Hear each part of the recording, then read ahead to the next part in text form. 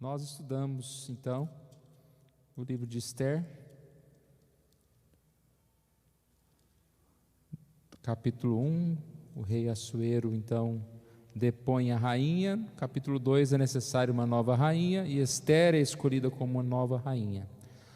Mas no capítulo 3, um ato de Assuero coloca em risco a vida do povo de Judá. Engrandeceu Amã, e esse homem, um homem muito mau, tinha já desejos de perseguir os judeus. Quando Mordecai não se curva, conforme lá o decreto, que todos deveriam se curvar perante ele, ele então consegue, mais uma vez, com o rei Assuero, criar ali uma lei, um decreto também, para que todos de Judá, todo o povo de Deus fossem mortos. E assim então terminou o capítulo 3. A gente começa aqui falando sobre as diferentes reações em relação a esse tema, a esse acontecimento, a essa notícia. Lembra que nós falamos que a notícia se espalhou por todo lado? Ele fez questão de espalhar a notícia bem rápido, sendo que aquele decreto seria só executado quase que um ano depois, mas todo mundo tinha que ficar sabendo. E aí a gente vê reações diferentes. No capítulo 15, no capítulo 3, versículo 15, nós vimos que o rei e Amã assentaram-se a beber, a desfrutar um banquete. Até comentamos nessa reação, como alguém consegue, depois de executar uma ordem de matar milhares de pessoas, simplesmente sentar-se para se divertir, fazer festa com o rei. Aqui a gente vê também a reação na cidade de Suzã. A cidade de Suzã estava perplexa, ou seja, eles não sabiam o que fazer. Sabe quando você fica sem reação? É uma notícia tão assim, difícil até de assimilar, de entender o que está acontecendo. Foi isso que eles tiveram. Curioso que a rainha Esther está lá no palácio e de nada suspeitava. Tanto que aqui no versículo 5, diz que Esther chamou Ataque, um dos eunucos do rei, e que este lhe dera para servir, e lhe ordenou que fosse a Mordecai para saber o que era aquilo, e o seu motivo. O que estava acontecendo? Mordecai teve uma reação, e aí começa o capítulo 4. Mordecai, quando soube Mordecai tudo quanto se havia passado, rasgou as suas vestes e se cobriu de pano de saco e de cinza. E saindo pela cidade, clamou com um grande e amargo clamor. E chegou até a porta do rei, porque ninguém vestido de pano de saco podia entrar pelas portas do rei.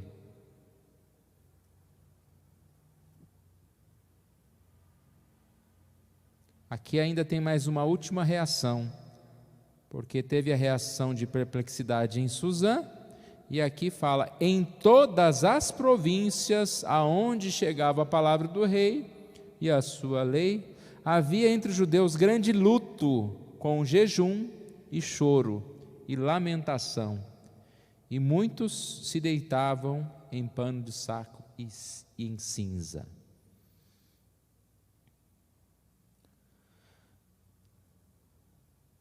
Já fazendo uma pequena aplicação aqui sobre as reações, quais são as nossas reações?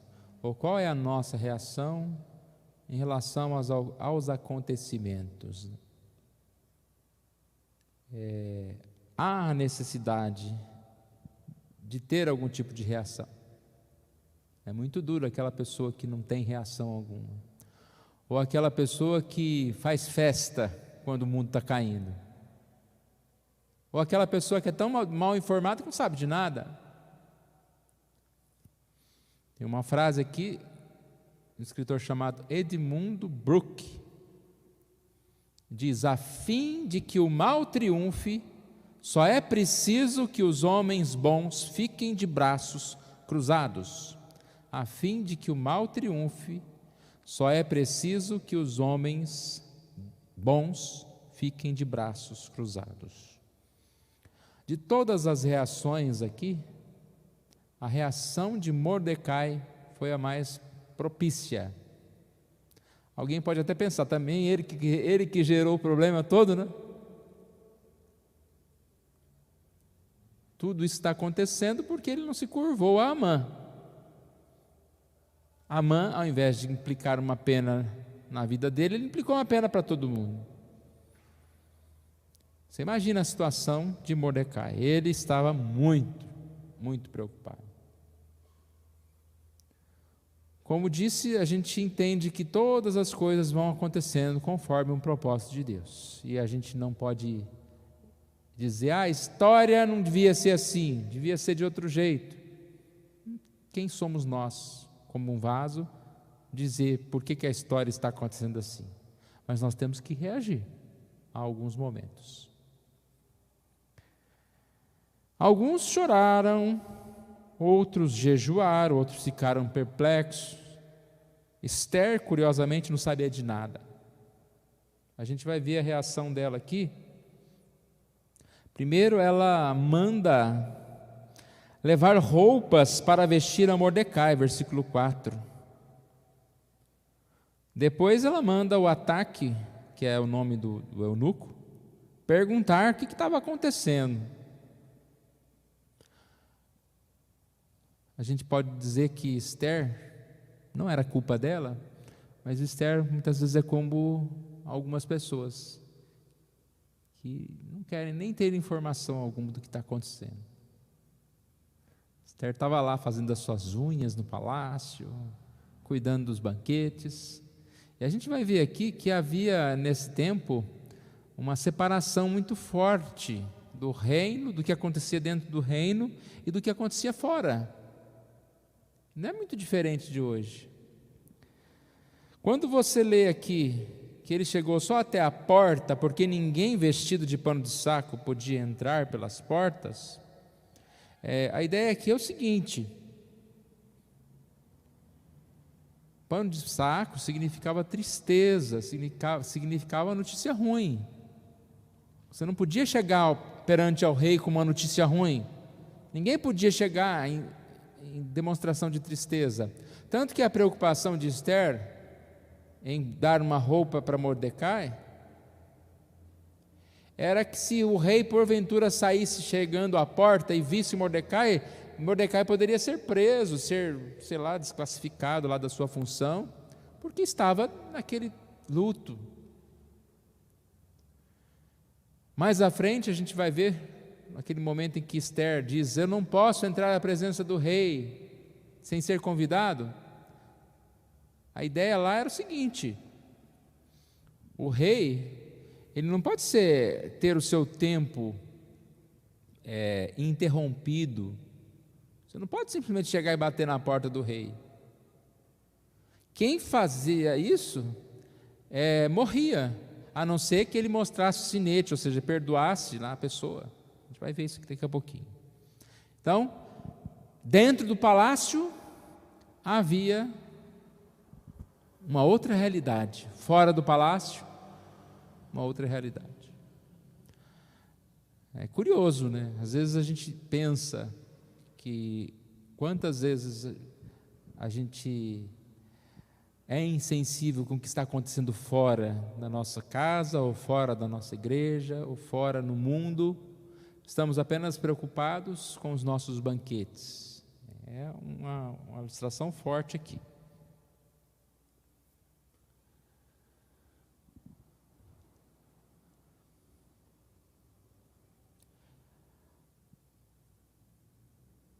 Disse que de todas as reações, a reação de Mordecai foi a mais indicada. O que ele fez?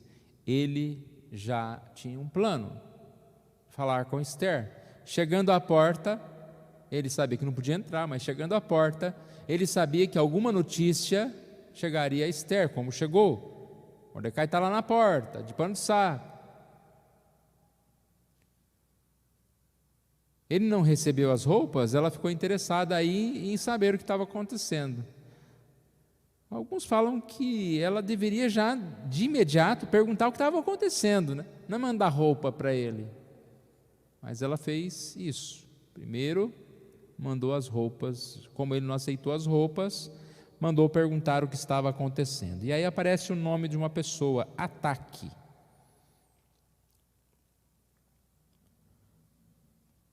Versículo 6. Saiu, pois, Ataque à praça da cidade para encontrar-se com Mordecai à porta do rei. Mordecai lhe fez saber tudo quanto lhe tinha sucedido. Então, se ela estava sem informação, agora ela vai ter informação detalhada. Falou sobre a quantia de prata que Amã prometera dar ao rei. Falou sobre o aniquilamento dos judeus. Falou sobre tudo que estava escrito lá, né? Publicado, etc, etc. Então fez Esther saber de todas as coisas.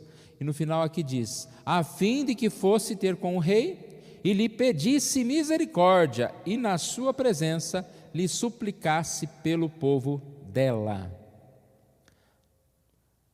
Duas coisas aqui. Percebe que essa conversa era uma conversa impessoal, não era presencial.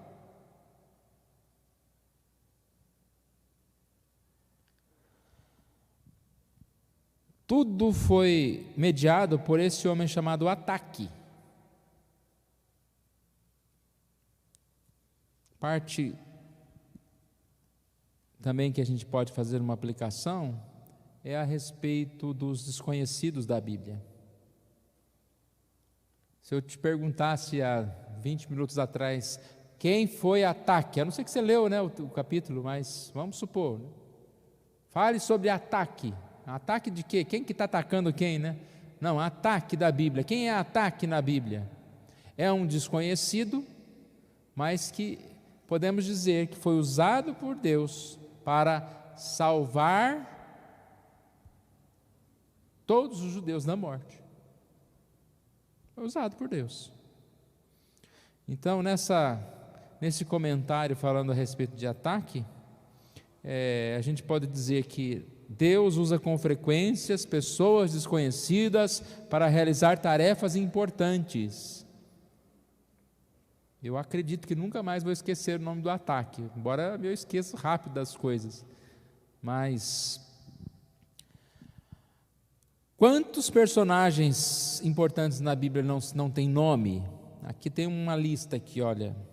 Qual o nome do menino que deu a Jesus seus pães e peixes? Quem foram os homens que salvaram Paulo ao erguê-lo sobre o muro de Damasco num cesto? Qual era o nome da jovem serva que disse a Naamã para procurar o profeta? Não sabemos, mas Deus usou essas pessoas para realizar os seus propósitos.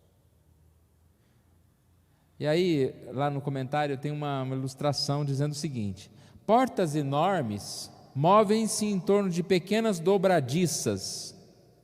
Grandes acontecimentos também podem girar em torno de atos de pessoas pequenas, entre aspas, e por vezes anônimas.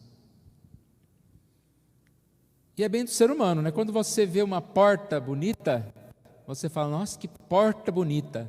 Mas se não tiver lá uma pequena maçaneta, não, né? Uma pequena dobradiça, aquela porta bonita não abre.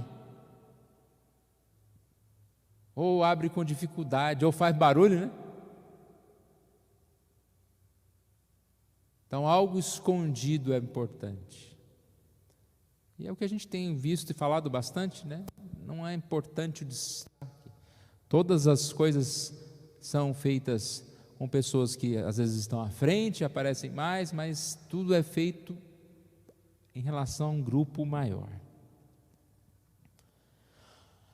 Então, repare uma coisa. Essa conversa foi mediada por Ataque. Ataque vai lá, conversa com Esther. Volta lá, conversa com Mordecai. Vai lá, conversa com Esther. Volta, conversa com Mordecai. Eu achei interessante aqui a questão da importância do presencial. A gente está vivenciando isso muito. Como é difícil. Às vezes você tem uma coisa importante para falar com alguém. Você fala, eu não vou dizer isso por telefone. Eu quero falar pessoalmente. Hoje tem muita conversa por mensagens de áudio, né? Às vezes é mensagem de texto. A pessoa prefere mensagem de áudio porque talvez não consiga digitar tanto. Mas a mensagem de áudio também é complicada. Porque você fala uma coisa, aí a pessoa vai ouvir. Aí sabe lá Deus quando vai responder, ou de texto ou de áudio. Eu prefiro, no mínimo, por telefone. Eu quero conversar com alguém, é melhor por telefone. Mas a comunicação presencial é mais importante. Por que eu estou falando isso? Porque aparentemente há um desacordo aqui, provavelmente por um desentendimento de não ter sido uma conversa presencial. Vamos resumir a conversa aqui. O que Mordecai, por intermédio de Ataque, falou a Esther? Final do versículo 8. Lhe suplicasse pelo seu povo. Tem duas coisas embutidas aqui. Primeiro é revelar a sua verdadeira nacionalidade. Até agora ele falou, você não fala que você é do povo de Deus, judeu, judia. E agora ele fala, interceder pelo povo dela. Como que você vai falar para interceder pelo seu povo sem dizer que você? Ela não ia chegar lá e falar, tem um povo lá, não mate-os, tal. Ela tinha que se revelar. E uma outra questão aqui é a própria intercessão. Ou seja, ele queria que ela revelasse a sua identidade e intercedesse pelo povo. Qual foi a resposta de Esther? Todos os servos do rei, versículo 11. E o povo das províncias do rei sabem bem, para qualquer homem ou mulher que, sem ser chamado, entrar no pátio interior para avistar-se com o rei, não há senão uma sentença de morte, salvo se o rei estender para ele o cetro de ouro, para que viva. E eu, nesses 30 dias, não fui chamada para entrar ao rei. Então, aqui a resposta dela, alguns comentaristas entendem que ela não está se omitindo, se evadindo da sua responsabilidade. Que é uma resposta neutra, ela só está esclarecendo. Se fosse uma conversa frente a frente, você fala, o outro fala, você fala, geralmente acontece isso. Alguém fala para você, você pode comprar tal coisa, e você fala, posso, mas eu só vou ter dinheiro tal dia. Agora você espera a resposta, o outro vem e fala, não, tudo bem, então pode ser tal dia. Então foi mais ou menos assim, você pode ir lá e fala com o rei em favor do povo. Ela fala, olha, tem um problema, se eu for, é arriscado eu morrer.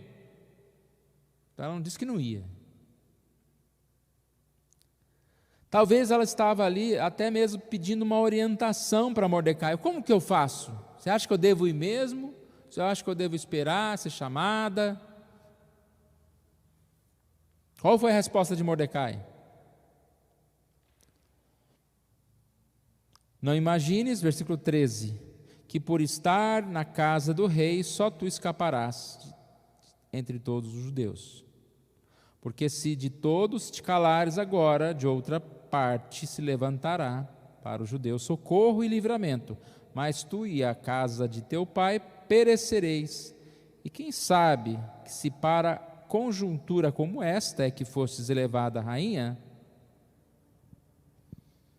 Então, primeiro ele lembra que ela também fazia parte, ela morreria. Se ela tivesse que morrer por estar indo lá interceder, se ela não fosse, provavelmente também ela morreria, porque não foi.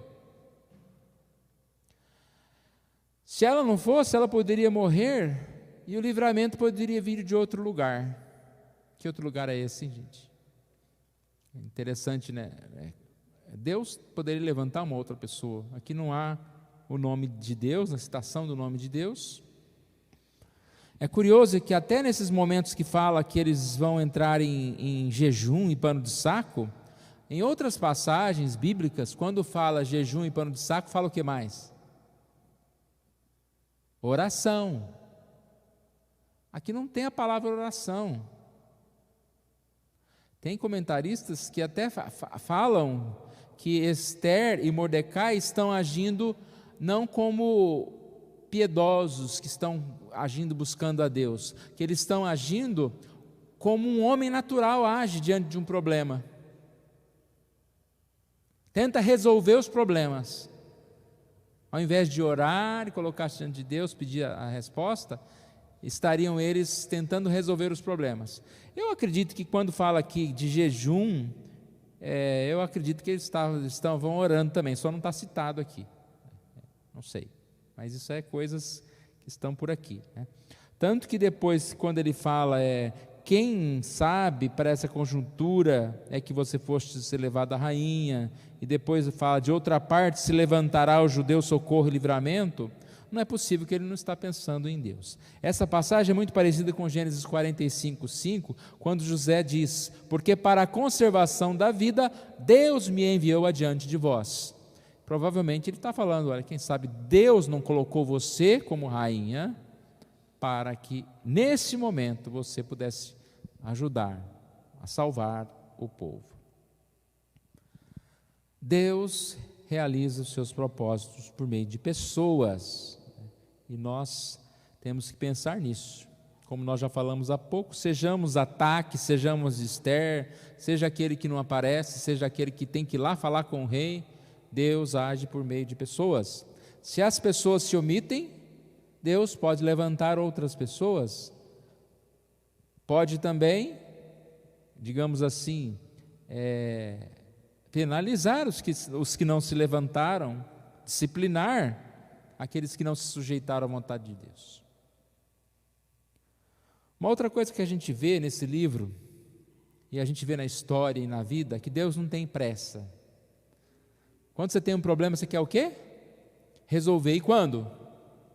Para ontem, né? Você fala, para ontem. E aí você vê uma história dessa. Acontece um banquete, a rainha é posta, aí tem que passar mais alguns anos, o Assuero perde batalhas, aí depois ele resolve que quer a Assuero de volta, a Assuera, né? A Vasti de volta, e aí não, vamos escolher uma outra rainha. Olha como demora. Parece um Amã. Daqui 1 ano vai acontecer a morte dos judeus. Tudo vai acontecendo. Quando você pensa que é o último capítulo, parece que está voltando atrás. A nova onda, aí volta, começa de novo. Deus não tem pressa, e nós não temos que ter pressa. Nós temos que viver hoje, resolver os problemas de hoje. Amanhã vai ser amanhã, vai piorar ou vai melhorar, nós não sabemos, mas nós somos gratos a Deus, porque Ele tem cuidado de nós, e Ele não deixa de cuidar de nós. Ele levanta pessoas, derruba pessoas, e a história está acontecendo aí. E a gente tem essa alegria, esse prazer de ver essa história acontecendo. Quanta alegria a gente tem quando a gente lê um texto, um livro como esse, que fala dos propósitos de Deus, Deus cuidando nos pequenos detalhes. É a mesma alegria que a gente tem na nossa vida, nos pequenos acontecimentos, nos livramentos que a gente nem sabe quais são, nos sustos, né, dos problemas que aparecem.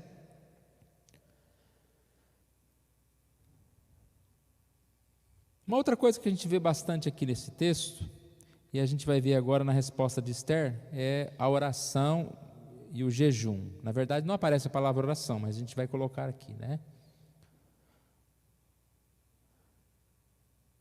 Mordecai diz: suplique pelo povo. Esther disse: quem vai ao rei pode morrer.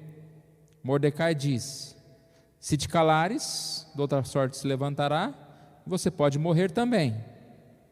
Esther então diz: vai, versículo 16, ajunta todos os judeus que se acharem em Suzã e jejuai por mim, e não comais nem bebais por 3 dias, nem de noite nem de dia.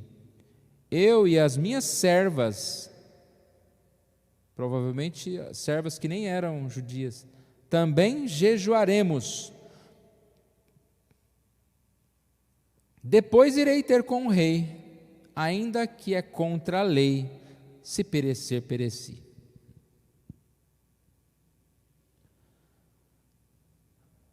Lembra que nós falamos no início?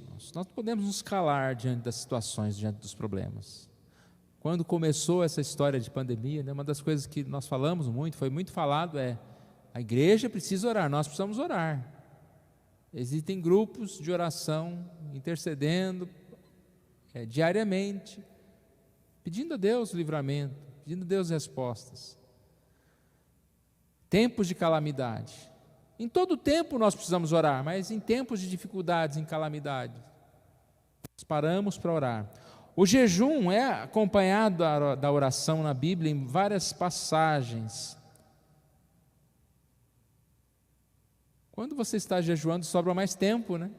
Você pode orar naquele momento em que você iria se alimentar. Quando nós estamos jejuando, nós estamos mais sensíveis, digamos assim, emocionalmente mais sensíveis, mais atentos às situações. Nós precisamos sim jejuar. Lembra que eu disse há pouco? Esther estava lá no palácio, não sabia de nada, estava lá fazendo as unhas, agora ela está em jejum. E ela vai pedir ao rei pelo seu povo. Alguns dizem que se ela queria alguma coisa do rei, ela devia era comer, ficar bem gordinha, se arrumar bem, para ir bonita lá para o rei. Depois de 3 dias de jejum, ela já estava mais magrinha, fraquinha, ia falar com o rei falou: não, sai daqui, coisa feia, né? Não sei, mas ela estava perto desse momento, de tristeza, de intercessão, para pedir a Deus. Se orou ou não, isso aí a gente não consegue adivinhar tantas coisas. Mas a frase dela é interessante aqui, quando ela diz: se perecer, pereci. Final do versículo 18. Esther tinha garantias de sucesso? Ela não falou: não, jejue, vamos lá, vai ter a batalha, está vencida, em nome de Jesus. A gente não deve desafiar a Deus. Nós temos que orar, nós temos que buscar, mas se não for da vontade de Deus, se perecer, pereci.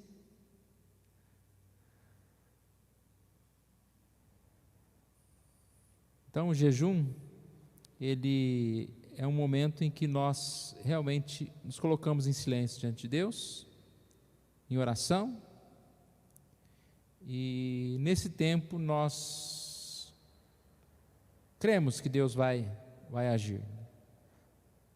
Mas não significa que a garantia de sucesso ou de vitória em relação à nossa própria vontade.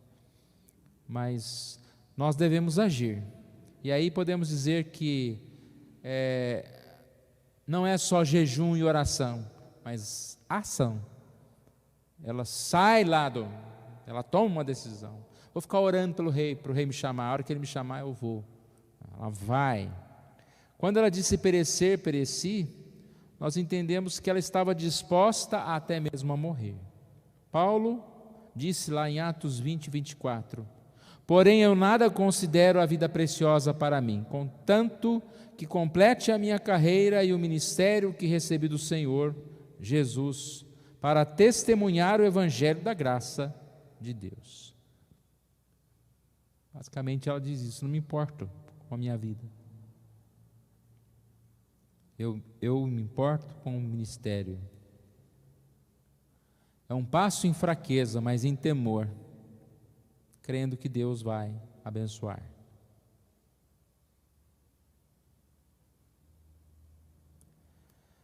Há uma comparação, algumas comparações que a gente pode fazer aqui. É uma comparação que é feita em relação de Esther como uma mediadora.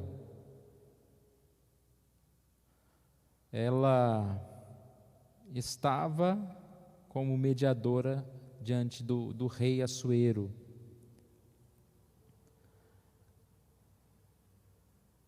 Jesus, como mediador, ele também usou palavras parecidas, mas ele não diz simplesmente se perecer, pereci. Ele realmente entregou a sua vida.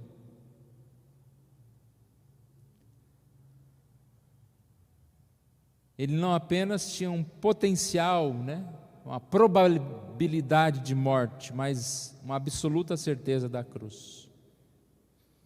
Ele intercedeu, depois que morreu, ressuscitou e ainda intercede por nós. E curiosamente, não acabou ainda para nós, ou seja, não preciso mais jejuar. Lembra o que Jesus disse em Mateus 9,15? Lá fala que agora eu não estou com vocês. Quando o noivo não estiver presente, é aí que é a hora de jejuar. Deixa eu abrir aqui o texto que eu não coloquei. Mateus 9,15.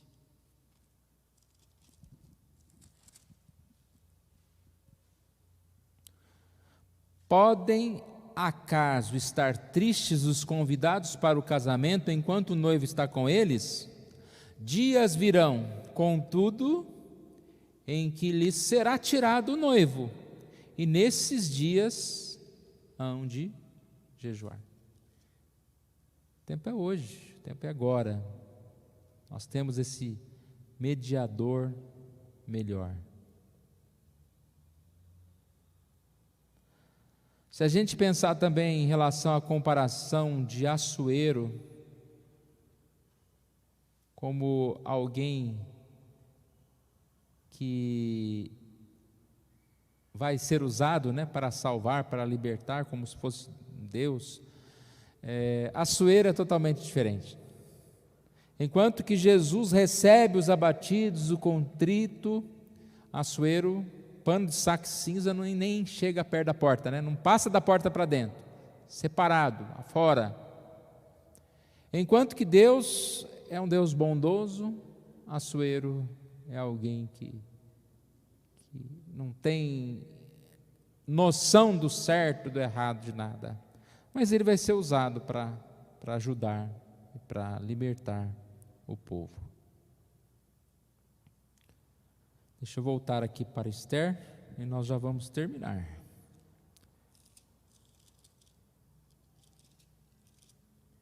Versículo 17. Então se foi Mordecai, e tudo se fez segundo Esther lhe havia ordenado. O povo está jejuando, está 3 dias ali se preparando para aguardar o que Esther vai conseguir na presença do rei. Nós vamos terminando por aqui, então na próxima semana a gente continua Esther capítulo 5, se Deus assim quiser. Os irmãos podem fazer perguntas, tanto agora, ou se em algum momento tiver alguma dúvida, às vezes a gente pula algumas coisas, tá? Podem perguntar, se quiser mandar uma mensagem perguntando, a gente pode também responder, Mas o presencial é melhor, tá bom?